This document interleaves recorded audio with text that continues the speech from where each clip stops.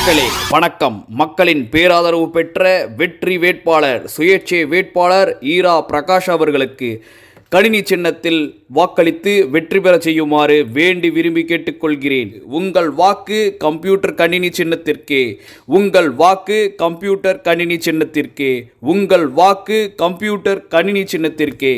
வரிசை எண் 18 வாக்களிக்கவும். ஒரு வீரர் புரட்சியே. உங்கள் வாக்கு கம்ப்யூட்டர் கணினி சின்னத்திற்கே. உங்கள் வாக்கு கம்ப்யூட்டர் கணினி சின்னத்திற்கே. உங்கள் வாக்கு கம்ப்யூட்டர் கணினி சின்னத்திற்கே.